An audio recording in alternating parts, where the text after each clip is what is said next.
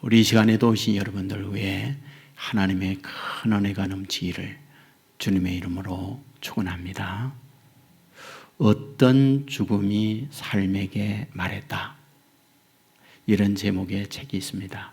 김범석이라는 분이 썼습니다. 이분은 서울의대의 종양내과 전문의입니다.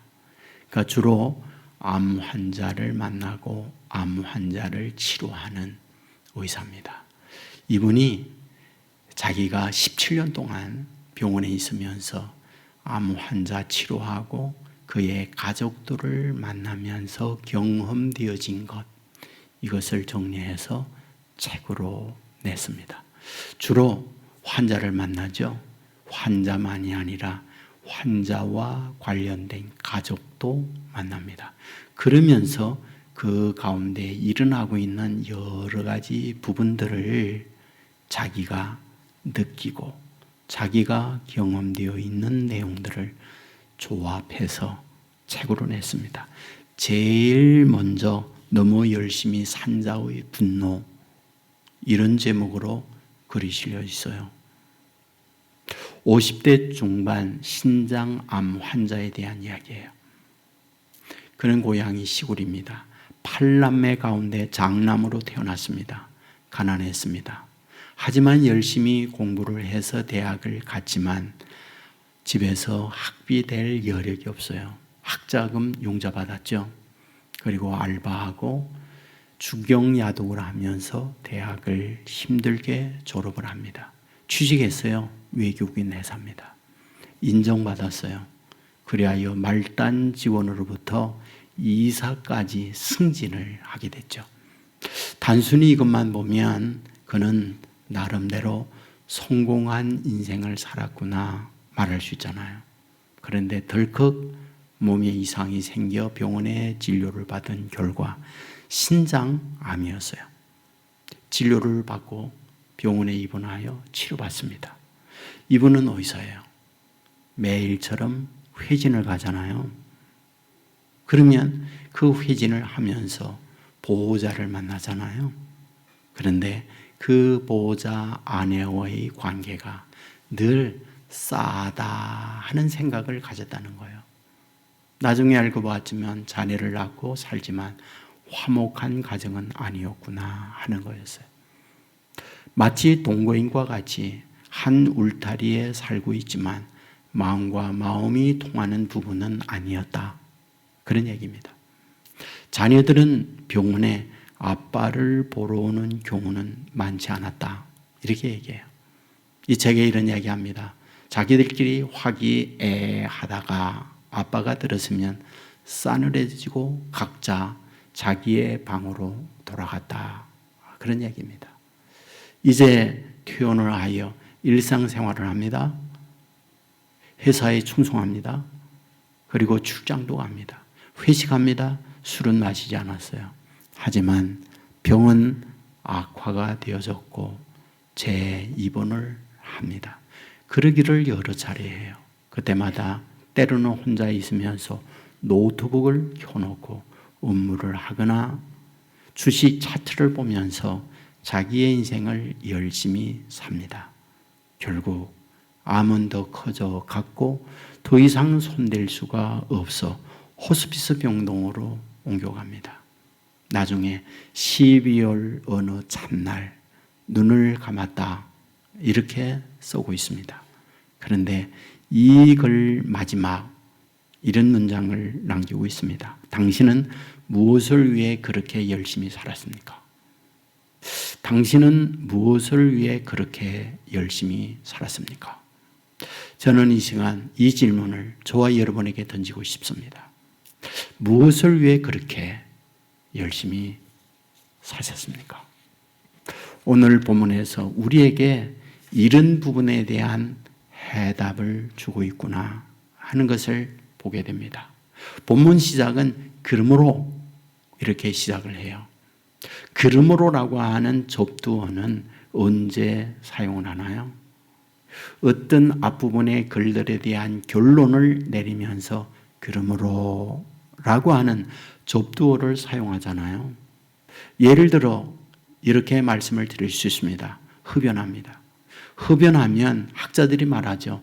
4,000여 종의 독소가 있다. 폐암은 물론이지만 수많은 암을 발병해요.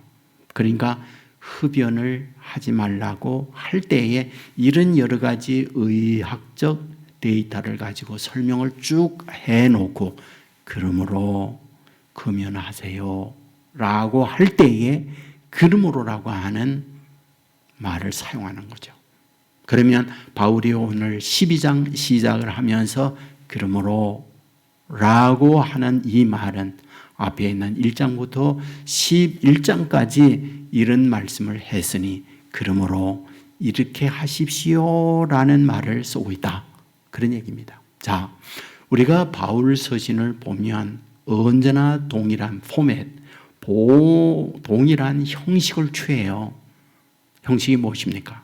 앞부분은 교리적 부분을 말하고 후반부에 가면 이렇게 사십시오. 실천적 부분을 말합니다. 근데 로마서도 동일한 포맷, 동일한 형식을 취해요.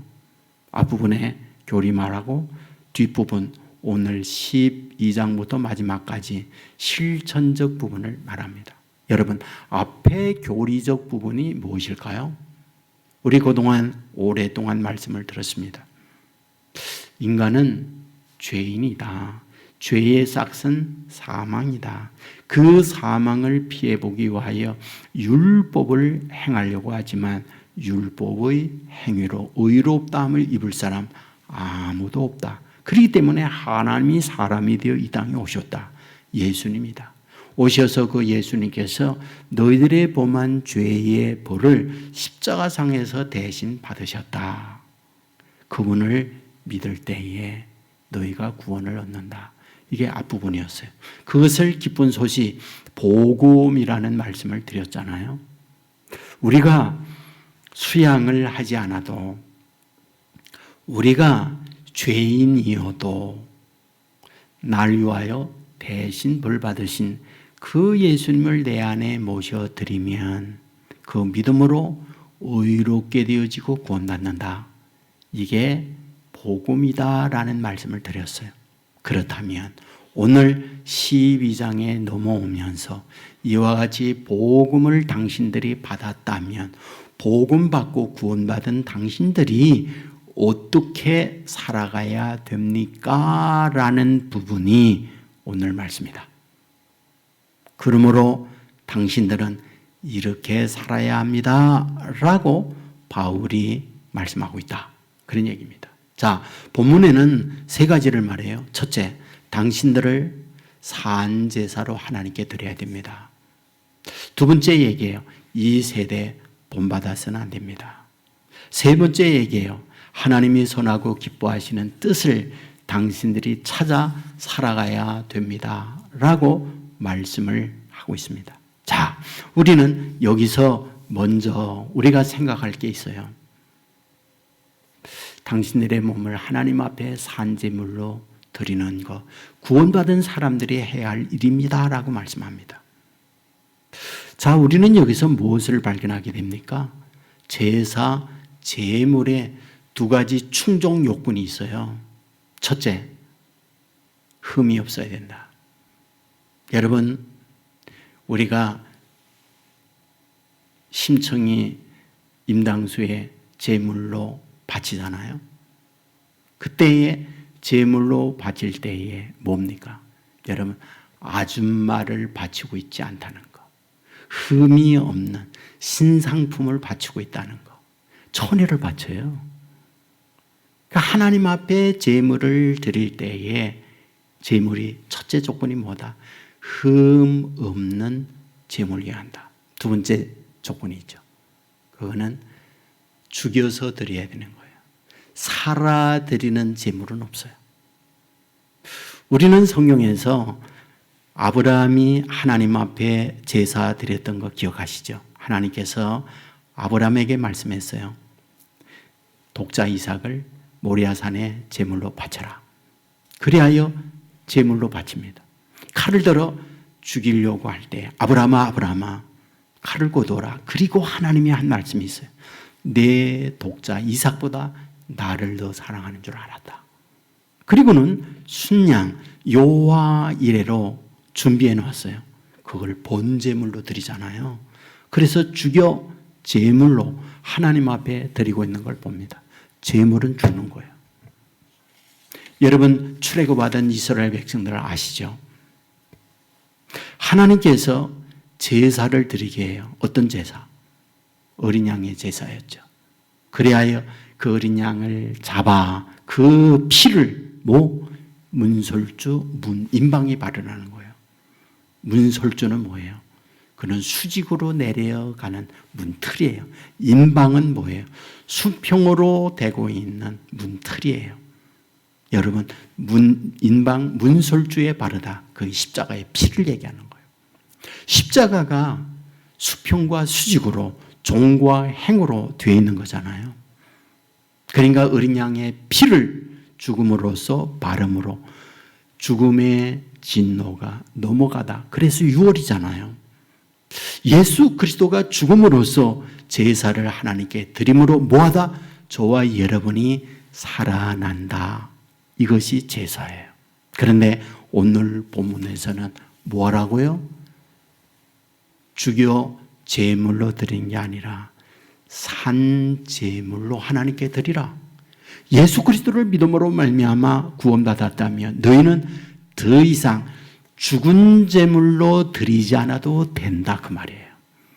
그 대신 너희가 제사를 드리는데 제물은 무슨 제물? 산 제물로 하나님께 드려라. 이것이 오늘 본문 우리에게 말씀합니다. 우리는 더 이상 양의 제사 안 드려요. 왜? 우리 주님께서 어린 양이 되어 우리의 희생 제물로 드렸기 때문에 이제는 그런 제사 안 드립니다. 대신 뭐하다? 산 제물로 드려야 돼요. 그러면 여기서 말하는 산 제물로 드리다라는 뜻이 뭐겠어요? 여러분 제사의 핵은 희생이에요. 내가 받은 벌 이것을 대신 받다. 그게 제사입니다. 그게 희생입니다. 그러니까 너희가 살아있을 때에 살아있는 너희가 희생되면 된다라는 것이 산제물이라는 거예요. 죽음은 무엇입니까? 나의 생각, 내 의지, 내 자유가 완전히 끝나는 게 죽음이에요. 그러므로 구원받은 하나님의 자녀는 하나님께 너희들의 생각 내려놓고 너희들의 주장, 너희들의 가치, 너희들의 시간 모든 것들을 죽은 것과 같이 하여 하나님이 쓸 수 있도록 하나님께 너의 몸을 드려지는 것. 이게 뭐다? 그것이 산제사다 라고 우리에게 말씀해 주고 있다 그 말이에요. 구원받은 하나님의 자녀 내 생각 내려놓아야 돼요. 내 고집 접어야 돼요. 그리고 하나님 앞에 하나님이 나를 사용하여 주십시오라고 하나님 앞에 올려드리는 것이 산 제물이다. 두 번째입니다. 이 세대를 본받지 말라라고 말하고 있어요. 이 세대라고 하는 것은 다르게 표현하면 문화, 문명이라고도 할 수 있어요. 그런데 문제는 무엇입니까? 우리가 살고 있는 삶의 문화, 문명을 거부하고 살 수는 없어요. 어떻게 거부해요? 저는 어릴 때 다녔던 교회는 마룻바닥이었습니다. 무릎 꿇고 경건한 마음으로 하나님께 예배해야 예배자다 했어요. 처음에 교회에 의자를 놓을 때에 사람들이 말했어요. 감히 하나님 앞에 예배하는 자가 무릎 꿇고 경건하게 드려야지 의자에 편안하게 드린다? 있을 수 없다. 그리하여 의자 받아들이지 않았어요. 그런데 우리는 지금 어때요? 나무 의자만이 아니라 푹신한 의자에 앉아서 하나님이 나를 이렇게 잠자게 만드는구나 할 수 있을 정도로 이렇게 편한 자리 예배를 드린다고요. 그러면 지금 우리의 드려지는 예배는 불경건한 예배냐? 그건 아니잖아요. 마룻바닥에 무릎 꿇고 앉아 예배 드리고 있는 예배도 불경한 예배가 있을 수 있고요. 우리가 푹신한 의자에 앉아서도 경건한 예배를 드릴 수 있다고 해요. 이건 문화입니다. 그 문화의 옷을 우리가 입을 수밖에 없어요. 초대교회 우리 목사님들 보면 다 두루마기 옷을 입었습니다. 지금은 양복에 넥타이 매고 구두 신고 예배인도 해요. 문화입니다. 이 문화의 옷 거부할 수가 없어요. 여러분 공부합니다. 학교에서 공부할 때 진화론도 배워요. 성경과 배치된 교육기관에 가서 공부합니다. 우리가 그걸 거부하고 학교 안 다닐 수 없어요.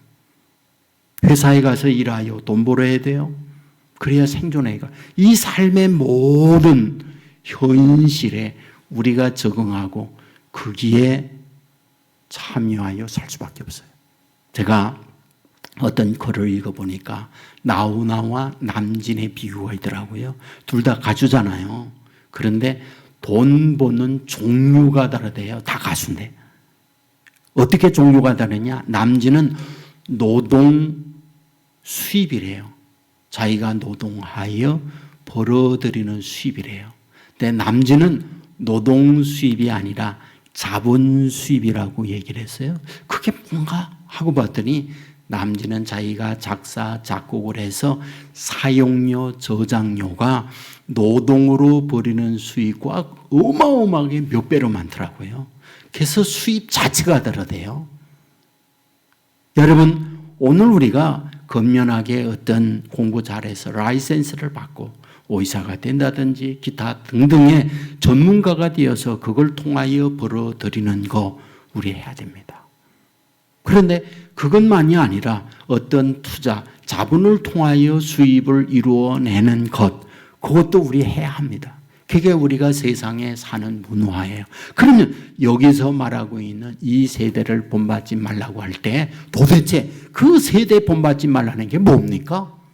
세상 사람들의 욕망과 가치에 의해서 너희가 휘둘리지 마라 그 말이에요.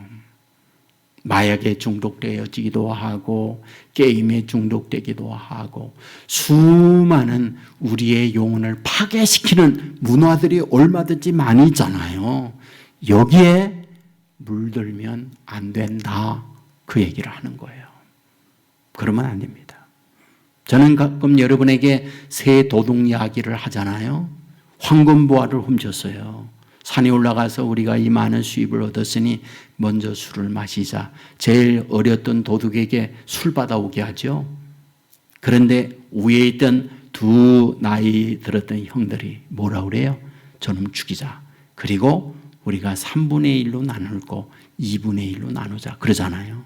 술 받아오는 그를 죽이에요. 그런데 술 받아온 거 둘이 마시고 둘도 다 죽잖아요. 어째서요? 내가 저 둘을 죽이면 저거 다 내 거다. 그래가지고 술에 독약 탓하는 거잖아요. 이게 인간의 탐욕이에요. 바로 너희가 이 세상 살아가고 구원받은 하나님의 자녀 살 때에 바로 이런 세속적 가치라든지 욕망에 살지 말아야 해.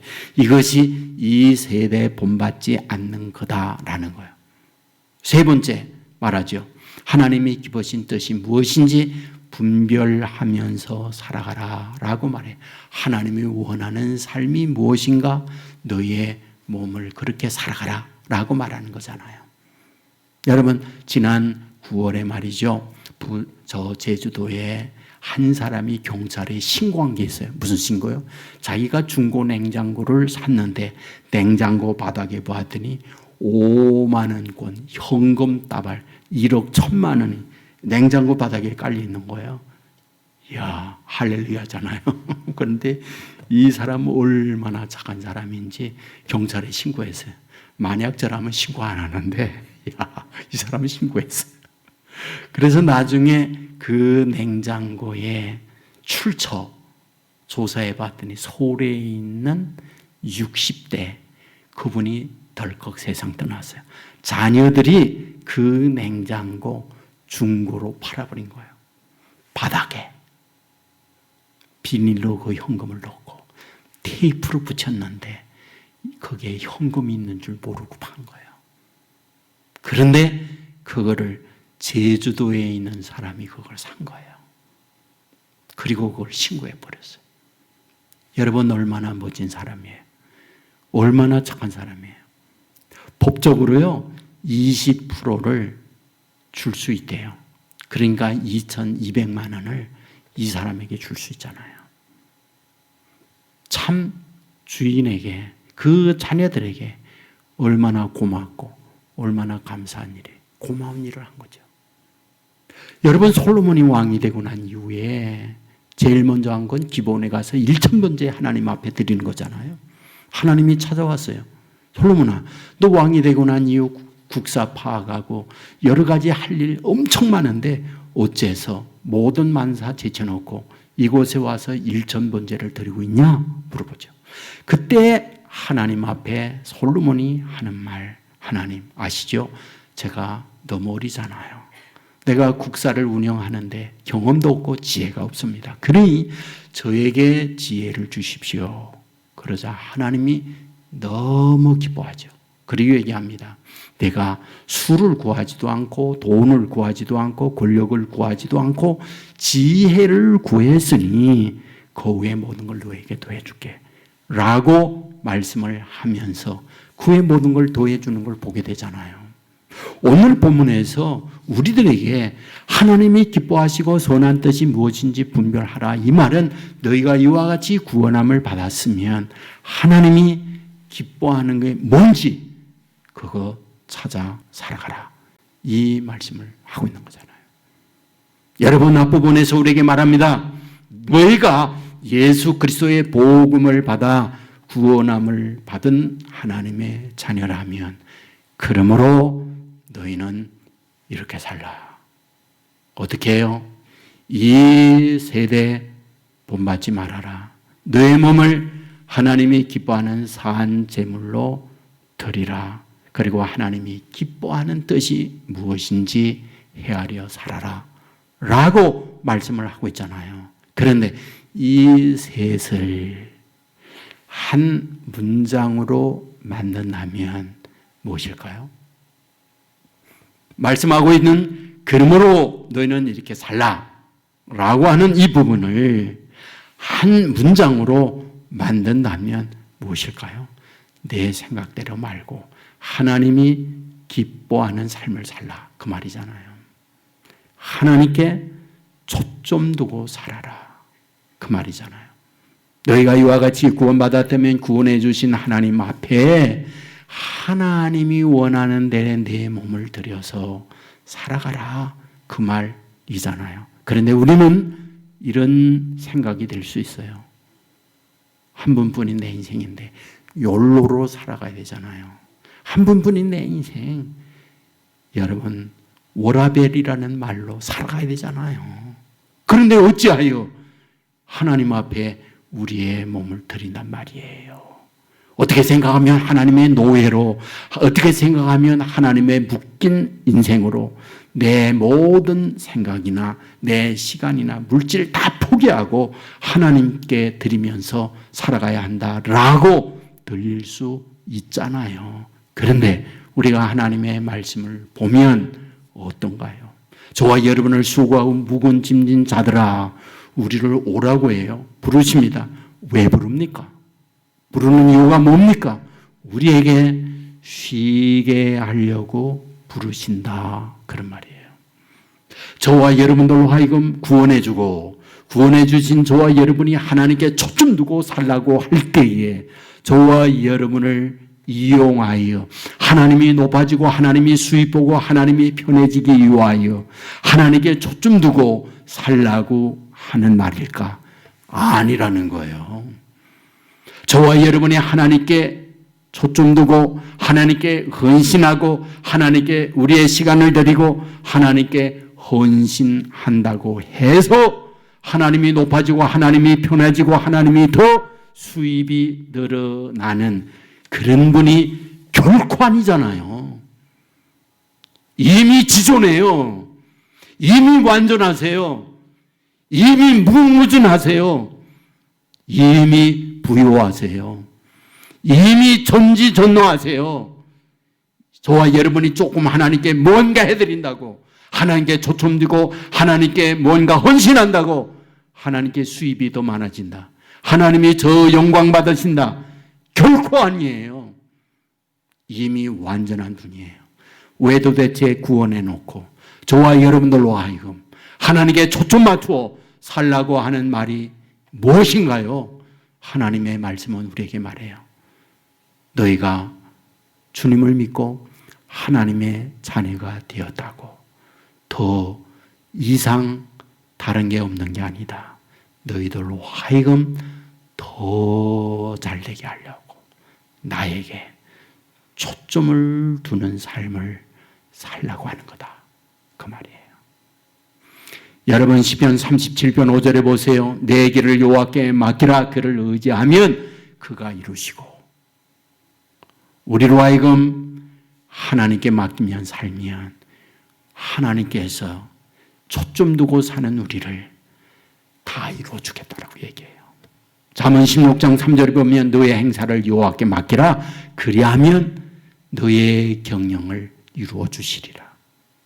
하나님께 내 행사 맡기면, 하나님께 초점 두고 살면 내 삶의 모든 경영을 하나님이 너에게 이루어 주겠다. 베드로전서 5장 7절에 보면 너의 염려를 다 주께 맡기라. 그가 돌보아 주시리라. 그렇습니다. 저와 여러분 이와 같이 구원해 주시고 하나님께 초점 두고 살면 저와 여러분의 인생을 하나님이 맡아주겠다. 여러분 이 사실 믿으시기를 주의 이름으로 축원합니다. 다니엘과 세 친구 잘 알잖아요. 다니엘에 보면 그의 고향이 유다 베들레헴이에요. 유다 예루살렘이에요. 그런데 그들이 포로가 돼서 인질로 끌려가잖아요. 그런데 바벨론의 국가 정책을 보면 포로로 인질로 끌려온 사람들 중에 똑똑하고 괜찮은 사람들을 로얄 아카데미 왕립 학교에 입학을 시켜서 인재 양성을 해 가고 있었구나 하는 걸 봅니다. 그래서 다니엘과 세 친구가 뽑히잖아요. 그리하여 그들이 왕립 학교에서 교육받고 있는 걸 보게 됩니다. 그런데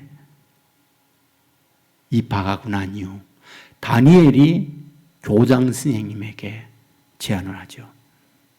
여기서 주는 급식 저희들 먹지 않습니다. 그 대신에 야채와 물만 주십시오 라고 얘기하잖아요. 이것은 학칙의 위반이고 제도 권위에 대한 반항이잖아요. 아니 국가가 세워놓고 학칙에 의해서 움직이는 것에 우리 안 따릅니다. 이 있을 수 없어요. 반항이에요. 그런데 다니엘이 제안을 해. 열흘 동안만 시험해 주십시오. 열흘 동안 우리가 고기라든지 포도주라든지 여기서 주는 급식을 거부하고 야채와 물만 먹었을 때 우리가 이상이 있다 그러면 따르겠습니다. 그러잖아요. 열흘이 지났어요. 어떻게 됐어요? 얼굴이 더 뽀얘요. 더 건강해요. 무슨 얘기를 하는 겁니까? 여러분 우상에게 드렸던 고기나 포도주 거부하고 하나님을 바라보며 초점 두고 살고 있는 그들에게 하나님께서 그렇게 건강하도록 이끌어 주었다라는 말이잖아요. 여러분 나중에 느부갓네살 신상을 만들어 놓고 절해라. 절하지 않으면 궁열이 타는 풀무불 속에 던져준다. 여러분 이거 거부해요. 그리고 그들 긍휼이 타는 풀무불 속에 던져집니다. 어떻게 됐어요?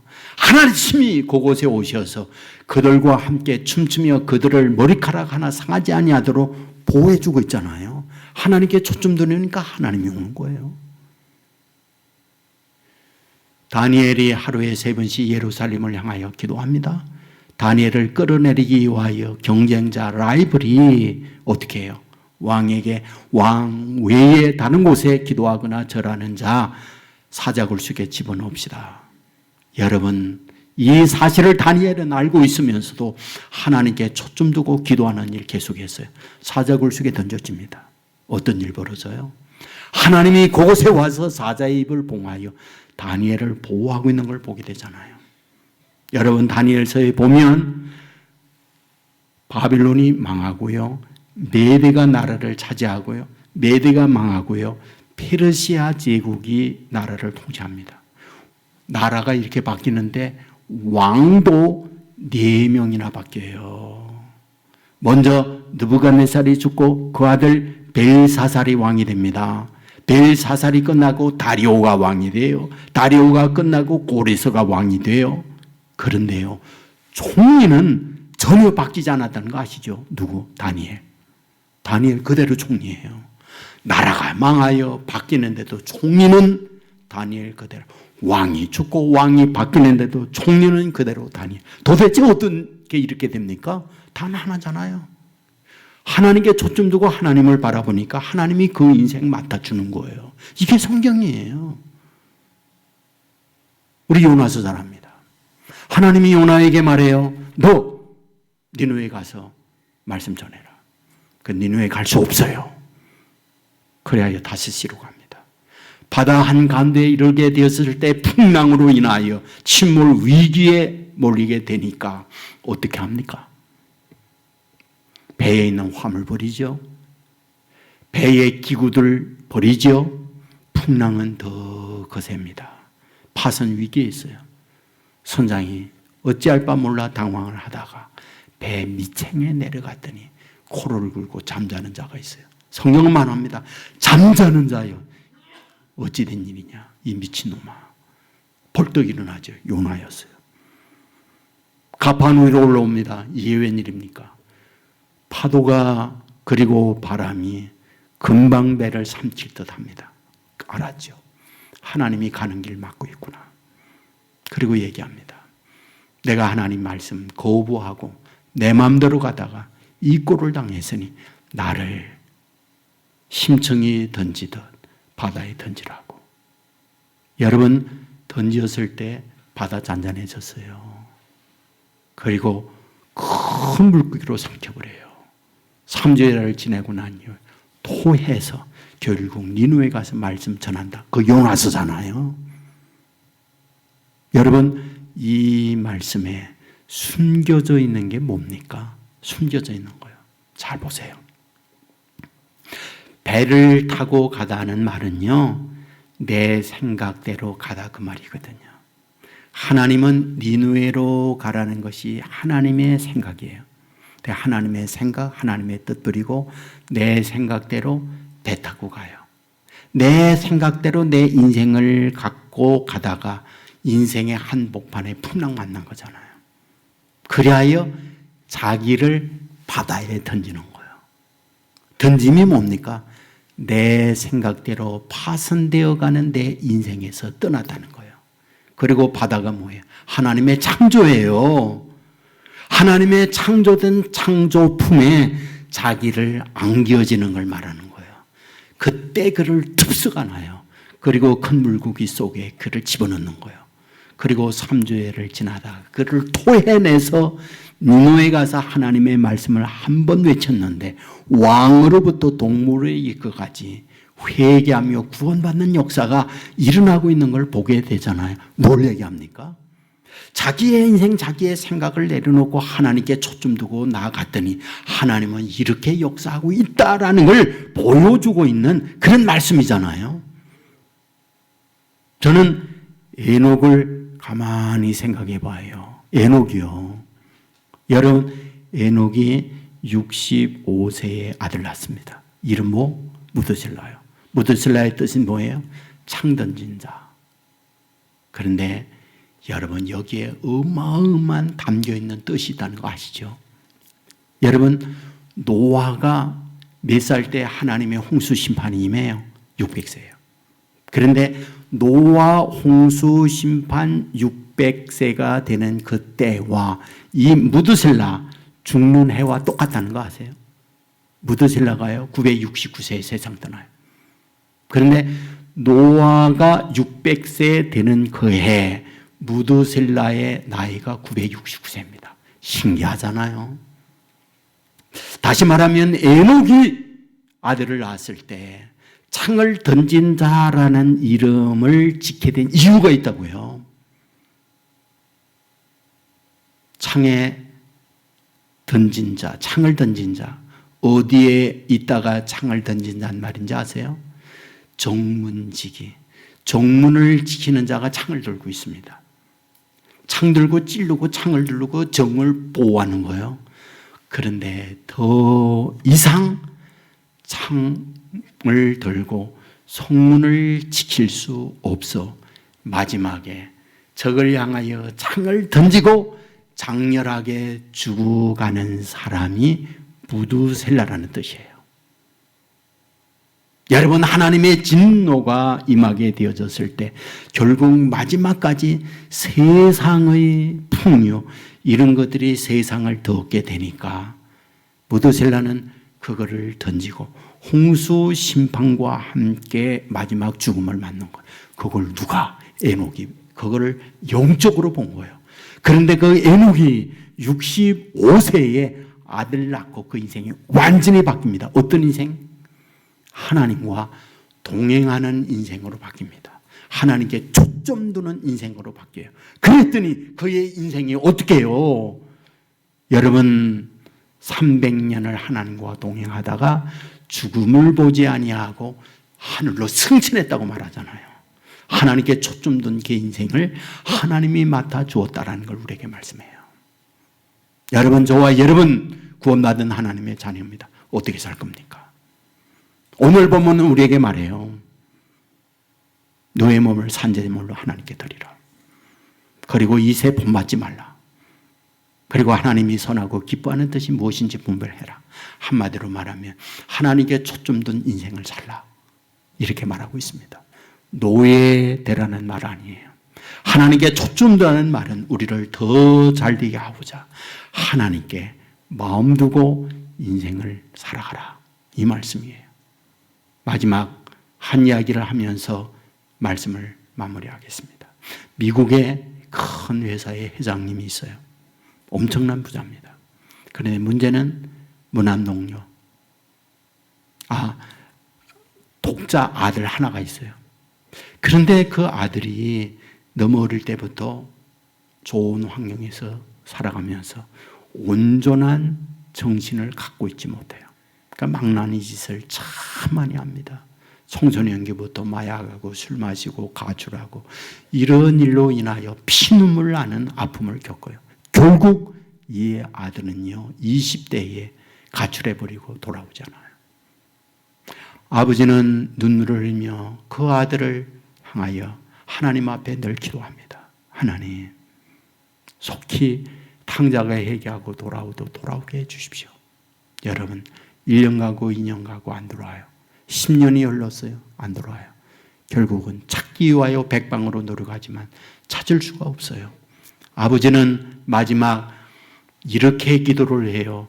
하나님, 내 아들 하나님께 입양을 합니다. 하나님이 맡아줘야겠습니다. 하고요. 20여 년이 지난 어느 날 말끔하게 신사복을 입은 중년의 사람이 회장실에 와서 무릎을 딱 꿇어요. 그리고 고백하는 말, 아버지, 이제야 돌아왔습니다. 그런 거예요. 노인이 된 아버지 깜짝 놀랐어요. 자초지종을 얘기했더니 세상에 나가서 방탕 생활을 하다가 예수님을 만난 거예요. 그리고는 하나님께 초점을 두고 삶을 정리하며 신학을 하고 목사가 돼서 온 거예요. 서로 엉엉 울면서 아버지가 고백한 거예요. 내가 하나님 앞에 기도했단다. 내 아들 하나님 앞에 입양 보내니 하나님이 맡아달라고. 하나님이 너를 맡아주었구나 라고 고백을 하는 거예요. 저와 여러분의 인생살이 고단함이 너무나 많이 있잖아요.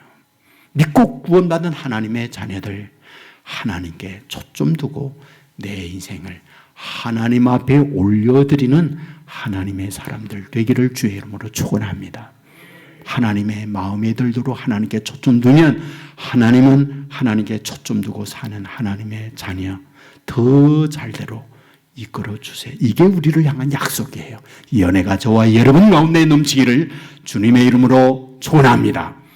우리 모두 자리에 일어나겠습니다. 뜻을